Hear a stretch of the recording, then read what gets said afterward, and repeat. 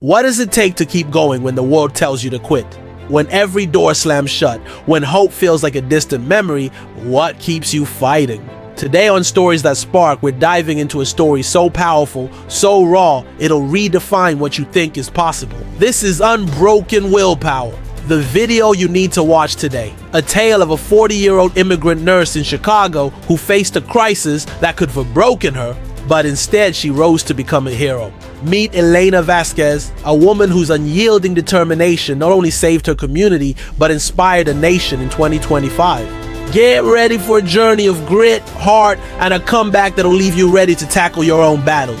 Let's get started. It's June 2025 in Chicago, a city buzzing with life, but also grappling with challenges, economic strain, healthcare shortages, and a growing divide between communities. In the heart of the South Side, Elena Vasquez lives in a modest apartment with her two teenage daughters, 15-year-old Sophia and 13-year-old Isabella. Elena is 40, a single mother who immigrated from Mexico 20 years ago with nothing but a suitcase and a dream of a better life.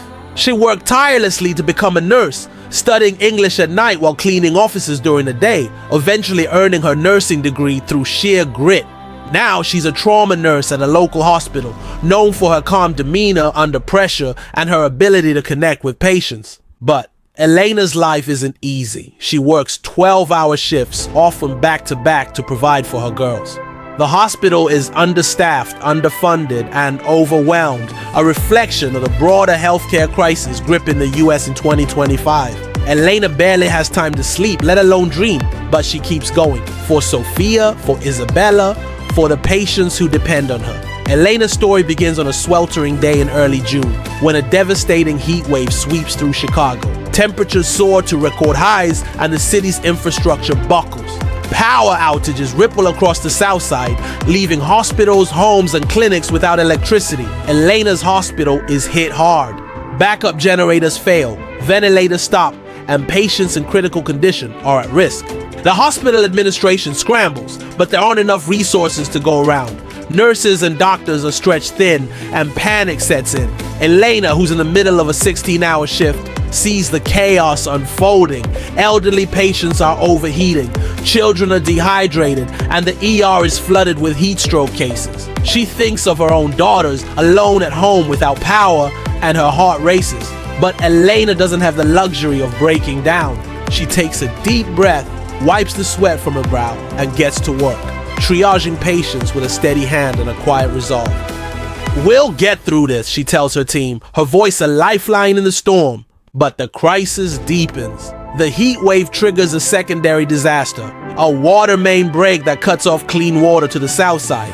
Without water, the hospital can't sterilize equipment, hydrate patients, or maintain basic hygiene. People start getting sick from contaminated water sources, and the hospital becomes a ticking time bomb for an outbreak. Elena hears whispers of a looming evacuation order, but she knows that moving hundreds of patients in this heat with no power or water could be catastrophic. She's exhausted, her scrubs soaked with sweat, her body screaming for rest. Her supervisor, a gruff man named Dr. Carter, pulls her aside. "Elena, go home," he says. "You've done enough. We can't save everyone." But Elena shakes her head. "I'm not leaving," she says, her voice firm. "These people need me." Dr. Carter looks at her, his expression a mix of admiration and concern. "You're risking your own health," he warns. Elena nods, her eyes fierce. "I've risked more to get here. I'm staying." Elena's decision to stay marks the beginning of her transformation. She takes charge, organizing the nursing staff into teams to ration what little water they have, using boiled rainwater to clean wounds, and setting up makeshift cooling stations with damp cloths. She moves from bed to bed, comforting patients who are scared, dehydrated, and losing hope. An elderly man named Mr. Thompson, a diabetic in critical condition, grabs her hand. "Don't let me die here," he whispers. Elena squeezes his hand, her voice steady. "I won't," she promises. But inside, she's battling her own fears. She hasn't heard from Sophia and Isabella in hours. Cell networks are down, and she can't shake the image of them alone, scared, and without water. Every fiber of her wants to run home, but she knows her duty is here. Elena's willpower becomes her anchor, a force that keeps her moving when everything else falls apart. Here's where the story takes its first twist. As Elena works through the night, a new threat emerges, a bacterial outbreak caused by the contaminated water. Patients start showing symptoms of severe infection, high fevers, vomiting, delirium. The hospital's limited antibiotics are running out, and the pharmacy can't restock without power to process orders. Elena recognizes the signs. It's a waterborne pathogen, likely E. coli, and it's spreading fast. She pulls Dr. Carter aside, her voice urgent. "We need to isolate the infected patients and find clean water now," she says. Dr. Carter shakes his head. "There's no way to get water in time, Elena. We are out of options." But Elena refuses to accept that. She remembers a community center a few blocks away, a place she'd taken her daughters for after-school programs. It has an old well, a relic from decades past that might still have clean water. It's a long shot, but it's all they've got. Elena gathers a small team, 2 other nurses and a maintenance worker named Jamal, and they set out in the dead of night, navigating streets littered with debris from the heat wave's chaos. The city is a ghost town, the air thick with heat and despair. They reach the community center, but the well is sealed shut, rusted over from years of disuse. Elena's heart sinks, but she doesn't give up. She grabs a crowbar from Jamal's toolkit and starts prying at the sill, her arms burning with the effort. "We're not leaving without water," she says through gritted teeth. After an hour of back-breaking work, the seal gives way and clear water gushes out. The team fills every container they have, buckets, bottles, even an old cooler, and hauls it back to the hospital. It's not enough to solve the crisis, but it's a start. Elena uses the water to hydrate the sickest patients, buying them precious time. Mr. Thompson, the elderly man she promised to save, opens his eyes and whispers, "You're an angel." Elena smiles, tears in her eyes. "Not an angel," she says, "just a nurse." But the outbreak worsens, and here's the second twist. A moment that tests Elena's willpower like never before. The hospital administration, under pressure from city officials, decides to evacuate, prioritizing wealthier neighborhoods with better resources. The South Side patients, mostly low income and uninsured, are to be left behind with minimal staff. Elena's furious. She confronts Dr. Carter in the hallway, her voice shaking with anger. "You can't abandon these people," she says. "They'll die without us." Dr. Carter looks away, his jaw tight. "It's not my call, Elena. The city's orders." Elena feels the weight of betrayal, but she doesn't break. She makes a choice that changes everything. She's staying, even if it means defying orders and risking her job, her safety, her life. She rallies a handful of nurses who share her resolve, and they barricade the ER, determined to protect their patients at all costs. The next 48 hours are a blur of chaos and courage. Elena and her team work around the clock, using the well water to keep patients alive, improvising treatments with dwindling supplies, and holding off the outbreak as best they can.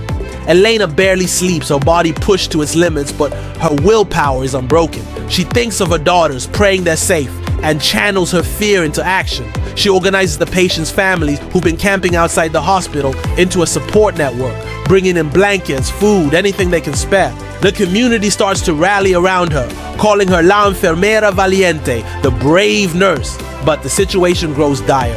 The outbreak claims lives, and Elena loses Mr. Thompson, the man she'd promised to save. His death hits her hard, and for the first time she breaks down sobbing in a supply closet. "I failed him," she whispers to herself. But then she hears Sophia's voice in her mind, from a memory years ago. "You never give up, Mama." Elena wipes her tears, stands up, and gets back to work. The climax comes on the 3rd day, when help finally arrives, but not in the way Elena expects. Her defiance sparks a movement. A local news station, tipped off by a patient's family, broadcasts the story of the Southside Hospital left to fend for itself.